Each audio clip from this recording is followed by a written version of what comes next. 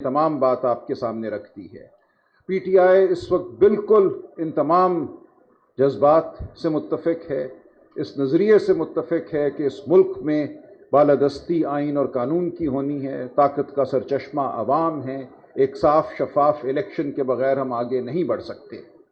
अभी जब हम चाय पी रहे थे, कुछ दोस्तों ने सवाल किया कि क्या पीटीआई या दीगर जमातें सिर्फ इसलिए जद्दोजहद कर रही हैं कि एक दफ़ा फिर उनको इस्टेब्लिशमेंट की मुक़तदरा की खुशनुदी हासिल हो जाए। तो मैं आपको यकीन दिलाना चाहता हूँ, पिछले 3 साल से मेरा इमरान खान साहब से बहुत करीबी ताल्लुक़ है। हफ्ते में 1-2 बार मेरी उनसे मुलाकात भी हो जाती है बतौर वकील अडयाला जेल में, और हर दफ़ा ये गुफ्तगू होती है उनके साथ।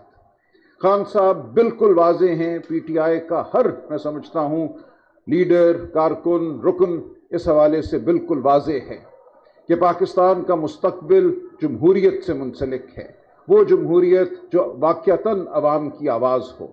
हम हरगिज़ किसी की खुशनुदी हासिल करने की कोशिश नहीं कर रहे। अगर ऐसा होता तो खान साहब बहुत पहले बाहर आ चुके होते।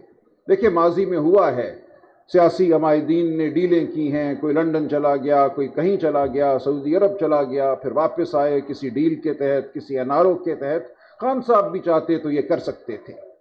उन्होंने बिल्कुल एक उसूली फैसला किया है कि मैंने ये नहीं करना। कई बार ये कहा जाता है कि देखें कितने दाना थे वो सियासतदान, उन्होंने अपने लिए राह निकाली, लेकिन क्या मुल्क के लिए राह निकाली? उन तमाम समझौतों का क्या नतीजा हुआ? जो कोई समझौता करके सऊदी अरब गया या बरतानिया गया और फिर एनआरओ लेकर वापस आया, क्या उसने मुल्क के सियासी निज़ाम को आगे बढ़ाया? हम वहीं के वहीं खड़े हैं। वो जमातें आज उसी गोद में जाके बैठ गई हैं जिसके हवाले से एक दफ़ा और एक ज़माने में वो मुज़ाहमत का इजहार करती थी। तो हमने ये देखा कि वो तमाम समझौते जो थे, उन्होंने मुल्क को आगे नहीं बढ़ाया, मुल्क के सियासी निज़ाम को आगे नहीं बढ़ाया, मुल्क के माशी निज़ाम को आगे नहीं बढ़ाया। आज फिर वही मुफादात की सियासत है, आज फिर वही सियासत है जो एक मखसूस तबके के लिए है। सिंध का पानी हो या बलूचिस्तान के वसाइल हों, उन पे किसका हक है? जो अचकज़ई साहब ने बात की वो बिल्कुल दुरुस्त है। पूरे मुल्क के अवाम सिर्फ ये चाहते हैं कि उनको इज़्ज़त नफ्स मिले। सबसे पहली चीज़ इज़्ज़त नफ्स है, फिर उनको वो हुकूक मिले जो उनके हैं, जो आइन उनको देता है, कानून उनको देता है, तारीख़ उनको देती है, उनका खित्ता उनको देता है। वो हुकूक उनको नहीं दिए जा रहे। तो हम आज आपके सामने आए हैं बतौर पीटीआई, बल्कि उससे बढ़कर बतौर ये जो हमारा इत्तेहाद है बराए तहफ़्फ़ुज़ आइन। हम सब इन नुकात पर मुत्तफ़िक हैं कि पाकिस्तान का मुस्तकबिल एक आज़ाद जमहूरियत में है। हम अगर हाथ पकड़े रखेंगे किसी का, बैसाखियाँ ढूंढेंगे, चोर दरवाजे ढूंढेंगे, तो हम गिरदाब में रहेंगे। हम मुड़कर हर चंद सालों के बाद वहीं आ जाएंगे, और बल्कि हम वहीं नहीं आ रहे, हम हर चंद सालों के बाद पीछे जा रहे हैं। पाकिस्तान का सियासी निज़ाम आगे नहीं बढ़ रहा। पाकिस्तान में शख्सी आज़ादियाँ, बुनियादी हुकूक जो हैं वो आगे नहीं बढ़ रहे। आज हमें हुकूक हासिल नहीं है जो शायद 10 साल पहले हासिल थे या 20 साल पहले हासिल थे। बदतरीन मार्शल लॉ के दौर में चार दीवारी का तकद्दुस इस तरह पामाल नहीं हुआ जो आज हो रहा है। पंजाब में किसी को यकीन नहीं होता कि रात को अपने घर सोएगा तो सुबह उठेगा अपने घर या नहीं उठेगा, या 30-35 लोग उसके घर में दाखिल होंगे दरवाजे तोड़कर और उसको उचक कर ले जाएंगे। बीबियां रोती खड़ी रह जाएंगी। ये रोज़मर्रा का मामूल है आज पंजाब में। हम पहले सुनते थे कि ऐसा शायद बलूचिस्तान में होता है, कहीं दूर दराज किसी इलाके में होता है, और उस वक्त शायद हमने वो तवज्जो नहीं दी जो हमें देनी चाहिए थी हुकूक के हवाले से। बुनियादी हुकूक जब एक जगह पामाल होते हैं तो पामाल करने वालों को शय मिलती है, वो हर जगह उन हुकूक को पामाल करते हैं।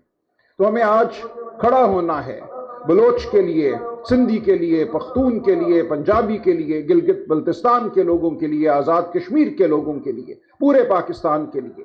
आज पूरा पाकिस्तान ये महसूस कर रहा है कि उसके ऊपर उन कुव्वतों का गलबा है जिनकी नज़र में इंसानी हुकूक की कोई वक़्त नहीं, जिनकी नज़र में जमहूरियत की कोई वक़्त नहीं। जिस बेदरेख तरीके से फरवरी 2024 में इलेक्शन को लूटा गया और तमस्खुर उड़ाया गया, आज जिस तरह उस इलेक्शन की लूट का जिक्र करने वालों को मातूब किया जा रहा है। सरवर बारी साहब का मामला हमारे सामने है, वतन की रिपोर्ट आती है जो शाया शुदा الیکشن کمیشن کی ویب سائٹ پہ جو فارم لگے ہیں ان کو پڑھ کر یہ بتاتی ہے کہ کیا نامعقول صورتحال ہے. 100% ٹرن آؤٹ ہے پولنگ سٹیشنز پر جہاں عمائدین کو جتوایا گیا ہے. تو اگر یہ بات بھی قابل قبول نہیں ہے صرف یہ بتا دینے پر کہ آپ کے الیکشن کمیشن کا ریکارڈ آپ کے جھوٹ کو ثابت کر رہا ہے، ان کے گھر پہ دھاوا بولا گیا، ان کی تنظیم جو ان کا دفتر ہے وہ سیل کر دیا گیا.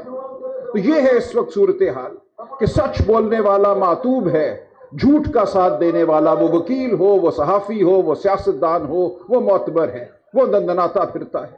باقی ہم سب لوگ اپنی آزادی، اپنی جان، اپنے مال کے لیے فکر مند رہتے ہیں.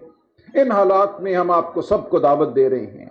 آپ کا شاندار ماضی ہے اور مجھے یقین ہے آپ کا شاندار مستقبل ہوگا.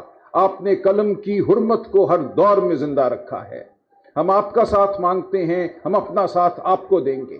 ہم اپنی زندگیوں کو اب اس مقصد کے لیے وقف کر رہے ہیں اور ہم نے کر دیا ہے. عمران خان اسی مقصد کے لیے جیل میں بیٹھا ہے، ورنہ میں آپ کو یقین دلاتا ہوں بہت پہلے وہ لندن جا سکتا تھا، بہت پہلے وہ کہیں بھی جا سکتا تھا. ایک اصولی فیصلہ ہم کر بیٹھے ہیں کہ ہم نے اب جمہوریت کے لیے لڑنا ہے. اس ملک کو ہم نے آزادی دلانی ہے، اس ملک کے عوام کو وہ آزادی دلانی ہے جو قانون اور آئین ہمیں دیتے ہیں، لیکن وہ ہمیں نہیں میسر. تو آپ یقین رکھیے کہ یہ کوئی وقتی معاملہ نہیں ہے، یہ صرف کوئی دباؤ ڈال کر دوبارہ خوشنودی حاصل کرنے کی کوشش نہیں ہے. ہم بالکل اس حوالے سے واضح ہیں اور ہمارا عزم غیر متزلزل ہے. عمران خان کا عزم غیر متزلزل ہے. بہت شکریہ.